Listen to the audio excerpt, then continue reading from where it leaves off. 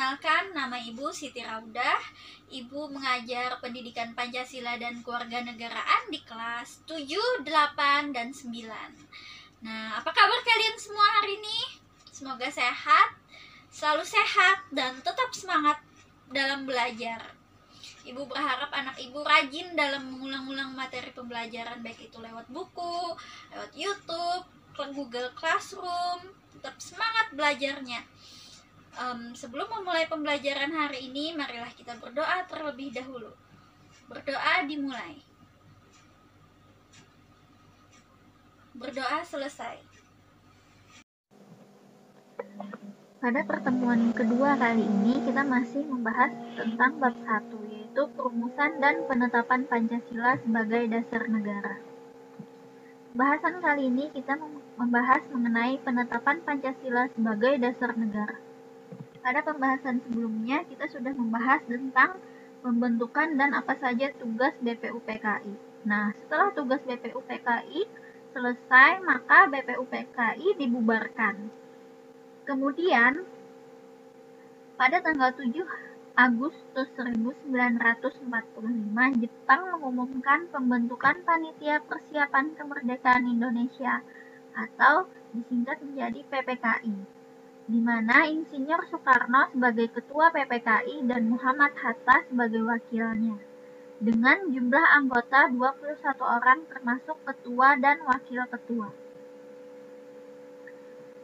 Kemudian, saat Jepang menyerah kepada pihak sekutu tanggal 14 Agustus 1945, para pejuang kemerdekaan memanfaatkan kesempatan itu untuk memproklamasikan kemerdekaan bangsa Indonesia ke seluruh Indonesia, yaitu pada tanggal 17 Agustus 1945. Pada tanggal tersebut, Insinyur Soekarno didampingi oleh Muhammad Hatta memproklamasikan kemerdekaan bangsa Indonesia ke seluruh dunia. Kemudian tanggal 18 Agustus 1945, PPKI melaksanakan sidang dan menghasilkan keputusan sebagai berikut. Yang pertama, menetapkan Undang-Undang Dasar 1945. Yang kedua, memilih presiden dan wakil presiden, yaitu Insinyur Soekarno sebagai presiden dan Muhammad Hatta sebagai wakil presiden. Yang ketiga, membentuk Komite Nasional Indonesia Pusat. Pembahasan selanjutnya tentang semangat pendiri negara dalam merumuskan dan menetapkan Pancasila sebagai dasar negara. Nilai semangat pendiri negara. Apa itu semangat? Semangat adalah tekad atau dorongan hati yang sangat kuat untuk mencapai suatu keinginan. Nah, seperti apa semangat para pendiri negara kita? Yaitu pengorbanan jiwa raga segenap rakyat untuk mempertahankan kemerdekaan. Nah, semangat itu yang dimiliki oleh para pejuang kemerdekaan Indonesia. Kemudian apa lagi? Nasionalisme.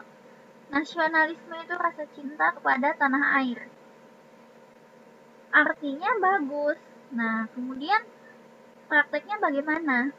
Jadi, nasionalisme ini kita memang mencintai tanah air kita, namun tidak membuat kita kemudian membenci negara lain atau saudara-saudara kita yang ada di luar negeri sana. Kemudian apa lagi? Patriotisme. Patriotisme ini juga cinta kepada tanah air, bahkan mendahulukan kepentingan negara di atas kepentingan pribadi. Kita mengorbankan waktu kita untuk apa? Untuk misalkan mengejar cita-cita kita, memperjuangkan mimpi kita untuk membanggakan negara kita.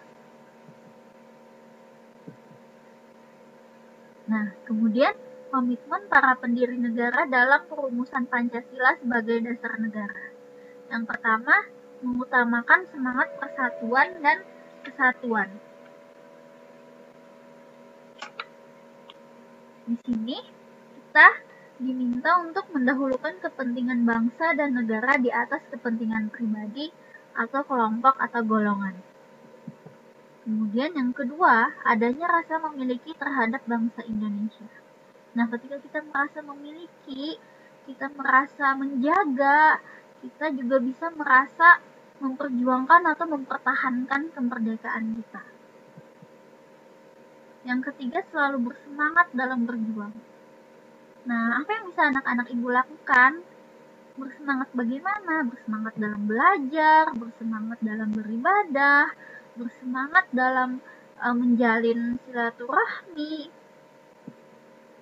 kemudian mendukung dan berupaya secara aktif mencapai cita-cita bangsa. Nah, jadi kita juga mendukung nih Indonesia menjadi negara yang maju, berkembang, kemudian menjadi negara adidaya yang kuat. Selanjutnya melakukan pengorbanan pribadi.